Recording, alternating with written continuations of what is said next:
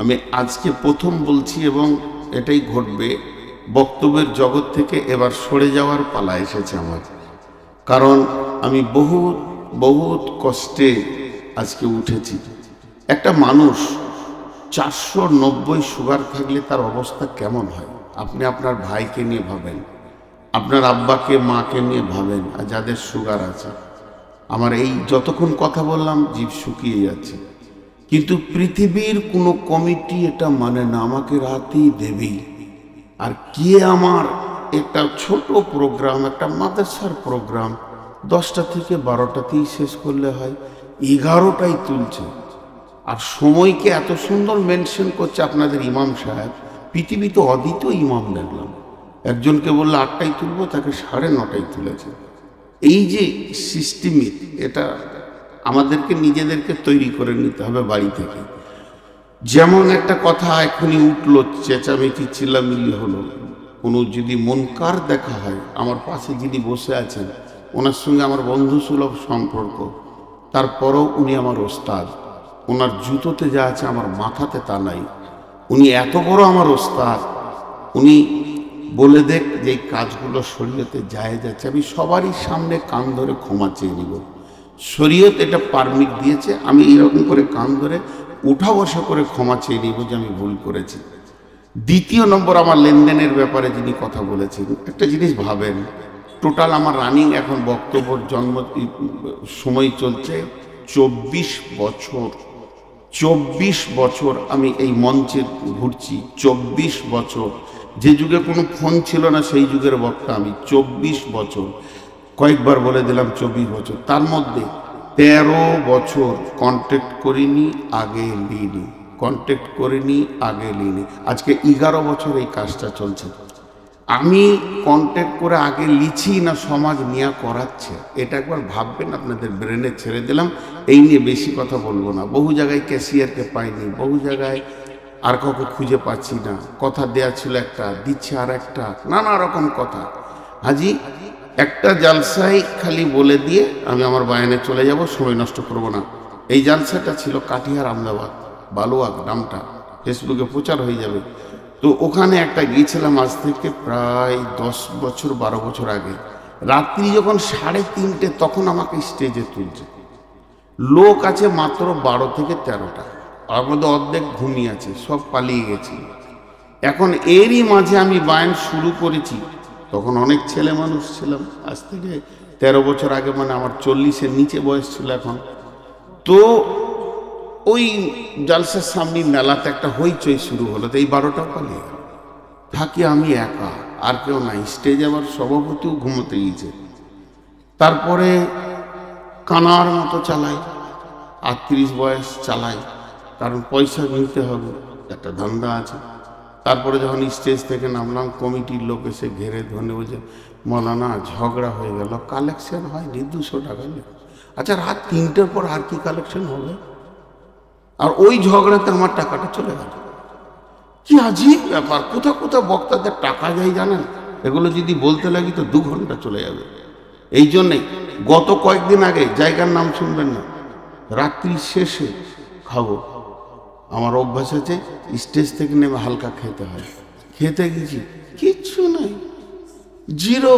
2টি ভাত, মুড়ি, এখন পাওয়া যাবে না এত রাতে, দোকান তো বন্ধ। না খেয়ে গিয়ে এক জায়গায় খেয়েছি। এটা আমাদের নসিব।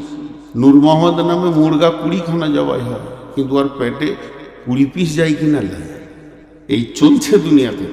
এখন আবার দেখছি নতুন জিনিস তৈরি হয়েছে।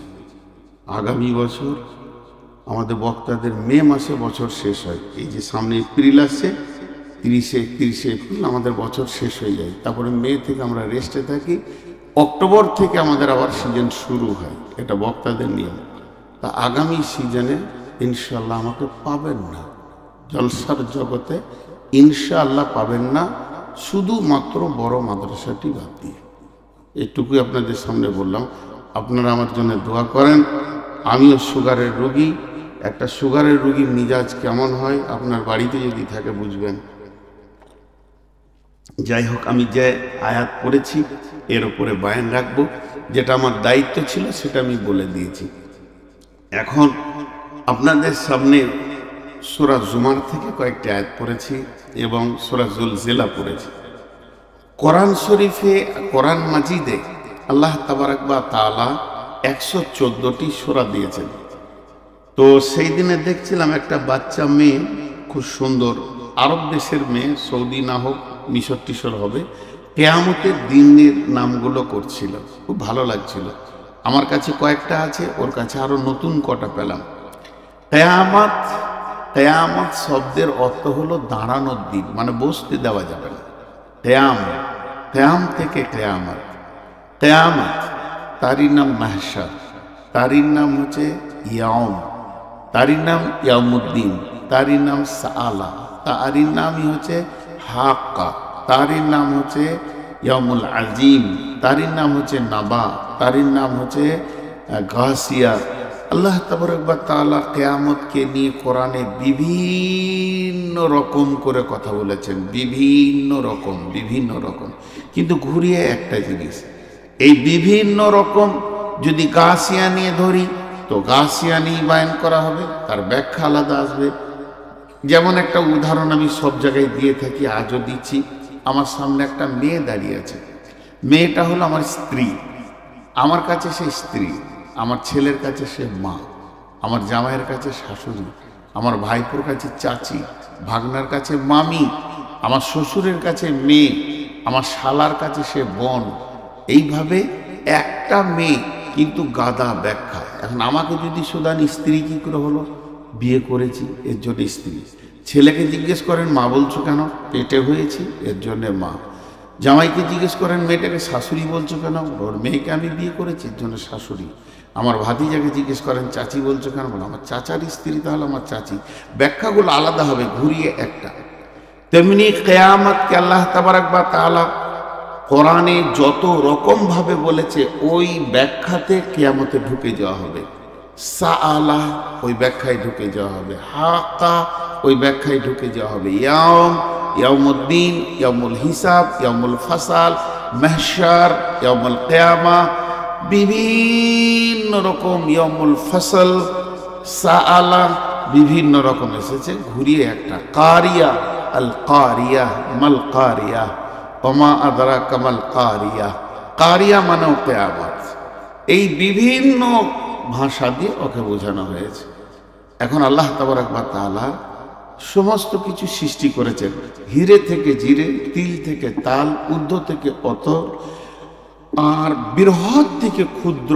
আল্লাহর সৃষ্টি কোনোটা বাকি নাই, সব কমপ্লিট হয়ে গেছে। কুন ফায়াকুন, যথেষ্ট হয়ে গেছে। কোনো একটা বস্তু আল্লাহ সৃষ্টি করতে বাকি রেখেছেন এরকম নাই, কিন্তু খালি একটা বাকি আছে, তার মাল এসে গেছে, সৃষ্টি হতে বাকি আছে। আল্লাহ সূরা নাবাতে বলছেন, বিসমিল্লাহির রহমানির রহিম, আম্মা ইয়াতাসাআলুন আনিন নাবাইল আযীম الذي هم فيه مختلفون كلا سيعلمون ثم كلا سيعلمون।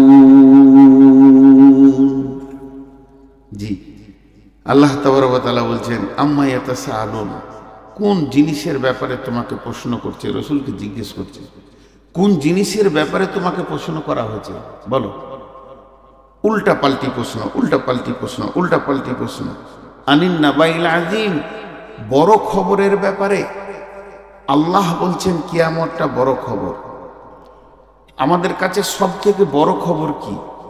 জি, হাদসা হয়ে গেল এই কোথায়, কোন সাধুদের মেলাতে, কুম্ভ মেলাতে হাদসা হয়ে গেল, এটা একটা খবর।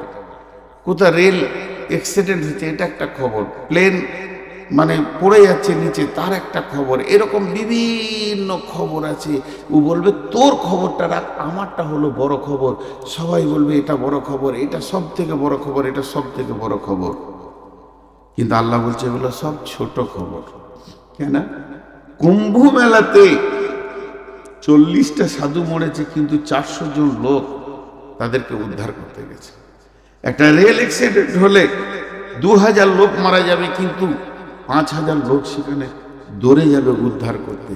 কিন্তু কিয়ামত এমন একটা দিন যেদিন সবাই ব্যস্ত থাকবে, কেউ কারো উপকার করতে পারবে না। মুখ খুলেন, কেউ কারো উপকার করতে পারবে না, যাবে না, নিজেকে নিয়ে ব্যস্ত। আজকে পৃথিবীতে 850 কোটি লোক আছে। 800 কোটির মধ্যে বিপদে পড়েছে, আমি মেনে নিলাম গোটা পৃথিবীতে 100 কোটি বা 1 কোটি, বাকিগুলা তো শান্ত আছে। কিন্তু কিয়ামতের দিনটা এমন দিন, আল্লাহ বলছেন আমিন নাবাইল আযীম, ওটা হলো বড় খবর, ওর উপরে বড় খবর কিছু নাই।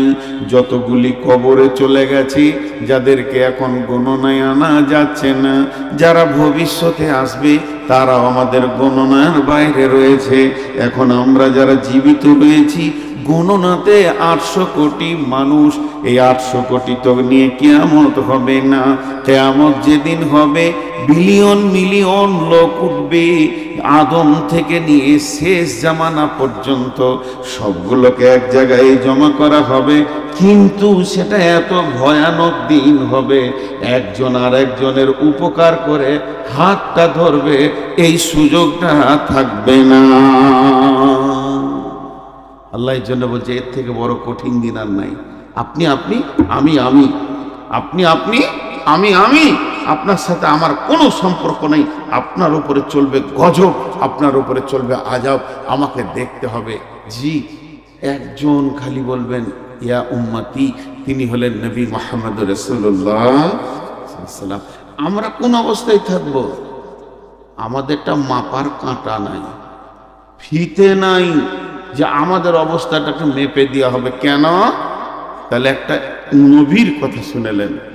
নবীটার নাম হলো হযরতে ইব্রাহিম আলাইহিস সালাম। ছোটখাটো নবী নন, তিনি একজন বিখ্যাত জলিল কদর নবী, যাকে দিয়ে আল্লাহ কাবার তামির নিয়েছেন, কাবাকে বানিয়েছেন। যে নবী তাকে অনেকবার পরীক্ষা করা হয়েছে, প্রত্যেকটা পরীক্ষাতে যিনি সাকসেস হয়েছেন, ওই নবীটার নাম হলো নবী ইব্রাহিম আলাইহিস সালাম, যার উপরে আমরা এখনো পর্যন্ত দরুদ সালাম করি। আল্লাহুম্মা সাল্লি আলা মুহাম্মাদিন কামা সাল্লাইতা আলা ইব্রাহিমা ওয়া আলা আলি ইব্রাহিমা। সেই ইব্রাহিম নবী কিয়ামতের দিন কি করবে, ইব্রাহিম নবীর অ্যাটিটিউডটা কেমন হবে, তার চিন্তা চেতনা সেই দিন কেমন হবে। হযরত ইব্রাহিম আলাইহিস সালাম এই হাঁটু দুটাকে মাটিতে গেড়ে দেবেন, আর নিজের পায়ের গোড়ালিতে পাছাটা রাখবেন, আর হাতটা তুলে দিয়ে আল্লাহকে বলবে, রব্বি রব্বি, হে আমার রব, আমি তোমার কাছে দরখাস্ত দিছি, ভিক্ষা চাইছি। আমি নিজের জন্য, আমি আমার বিবির জন্য নয়, আমি আমার ছেলের জন্য নয়, আমি আমার নাতির জন্য বলিনি, বৌমায়ের জন্য বলিনি। তাদেরকে যা করবে তুমি করো, আমাকে বাঁচাও। এটা ইব্রাহিমের অবস্থা হবে। এর নাম হচ্ছে আনিন নাবাইল আযীম, সব থেকে বড় বিপদের দিন। আল্লাহ বলছেন আল্লাযী হুম ফীহি মুখতালিফুন, আল্লাযী হুম ফীহি মুখতালিফুন, কাল্লা সায়ালামুন সুম্মা কাল্লা সায়ালামুন। একটা জিনিস আপনাকে বলি, একটা কথাকে বারবার উল্টো পাল্টা করলে একটা জিনিস তখন বিরক্তির ব্যাপার আসবে। জি, এখনই যদি বলি যে, উদাহরণ দিচ্ছি, হ্যাঁ বলো না চা খাবেন, হ্যাঁ খাও, মানে এনাকে বলছি সভাপতিকে, তো লাল চা না দুধ চা, লাল চা। তো সত্যি চা খাবেন? দেখেন, আমার ভাষার দিকে খেয়াল করেন। আমার ভাষাটা যদি গোলমাল হয়, আমরা বুঝতে গোলমাল হয়ে যাবে। কিন্তু আমি ওনাকে প্রথম বললাম, বললাম ভাই চা খাবেন? হ্যাঁ খাবো। কি চা খাবেন? লাল চা খাবো। আচ্ছা ঠিক, খাবেন তো? না না আপনি খাবেন না, খাওয়াকে বলছে। একটা কথাকে নিয়ে কচালছি, মিনিট খানাক পরে উনি নিজেই বলবেন তোর চাই খাবো না, যা। ভ্যার ভ্যার করে বলবে। বুঝতে পারছেন কি না? রাখবে কেন একটা মানুষ? তোর চাই খাবো না, যা। এখন যদি আমি বলি জলসা করব, আপনারা বলেন হ্যাঁ করেন, শুনবেন তো? হ্যাঁ শুনবেন। না না শুনবেন না, না করি করি, না না করবো না। যখন একটা জিনিসকে নিয়ে বারবার বারবার কচালা হয়, তখন রেগে একটা মানুষ ইমোশনাল হয়ে একটা বাজে কথা বলবে, যাক বকিস না, তোকে তো বকতাম না, যা তোর জলসা শুনলাম না। দুজন উঠে চলে গেল। দুজন যখন উঠবে তখন 5 জন উঠতে লাগলো। অত্যন্ত একটা কথাকে নিয়ে ইখতিলাফ সৃষ্টি করলে তখন নতুন একটা জিনিস বার করবে। তো বিশ্বনবীকে সব থেকে বেশি প্রশ্ন করা হয়েছে, আর বিশ্বনবীকে যতজন বেশি কষ্ট দিয়েছে তারা বেশিরভাগ আলেম ছিল। আপনি বলবেন যে নবী এলো না, তো আলেম এলো কি করে? জি, তার আগে তো কিতাব ছিল, তৌরাত, ইনজিল, জবুর ছিল। ওইসব পাদরীরা প্রশ্ন করেছেন। সালা হিব্র যা আল হিব্র ফাসাল রাসূলুল্লাহ সাল্লাম, একজন হিব্র মানে হচ্ছে পাদরি, এসে রসুলকে প্রশ্ন করে বললেন হাল তাদরি কাদরুল্লাহ, হে নবী তুমি জানো আল্লাহর ক্ষমতা কি? এই যে আজে বাজে প্রশ্ন, তো এই প্রশ্ন হ্যাঁ না না হ্যাঁ হ্যাঁ না, একটা জিনিস কিনে বেশি কচালছে, ওই কথাটাই আল্লাহ বলছেন আল্লাযী হুম ফীহি মুখতালিফুন, আল্লাযী হুম ফীহি মুখতালিফুন। নবী হে, ওরা কি তোমার সঙ্গে সেই কিয়ামতকে নিয়ে বেশি কচালাকচালি করছে, বাড়াবাড়ি করছে, ইখতিলাফ সৃষ্টি করছে? বিশ্ব নবীকে বলা হলো মাতা হাদাল ওয়াদু ইন কুনতুম সাদিকিন, হে নবী তুমি বলে দাও সেই ওয়াদার দিনটা কবে, যদি তুমি সত্যবাদী হও। আল্লাহ তাবারাক ওয়া তাআলা রাসূলকে আল্লাহ বললেন বল কুলিন্নামাল ইলমু ইনদাল্লাহি ওয়া ইন্নামা আনা নাযীরুম মুবিন। সে নবী তুই বলে দে, বেঈমানদেরকে আঙুল তুলে বলে দে সেই দিনটা কবে হবে, এটা আল্লাহর কাছে জমা আছে, আল্লাহ নির্দিষ্ট জানেন। আল্লাহ কাউকে বলবেন না পৃথিবীটা কবে ধ্বংস করবেন, কবে কিয়ামত করবে। ওয়া ইন্নামা আনা নাযীরুম মুবিন, আমি তোমাদের কাছে এসেছি প্রকাশ্য ভয় দেখানেওয়ালা, আমি ডরানেওয়ালা এসেছি, আমি নির্দিষ্ট টাইম দিতে আসিনি। এবার আমার আল্লাহ বলছেন হে নবী তুমি ওদেরকে বলো কাল্লা সায়ালামুন, নিশ্চয়ই তোমরা একদিন জানতে পারবে, তারা একদিন জানতে পারবে। সুম্মা কাল্লা সায়ালামুন, আবার তুমি বলো সেই দিনটা নিশ্চয়ই একদিন ওরা জানতে পারবে।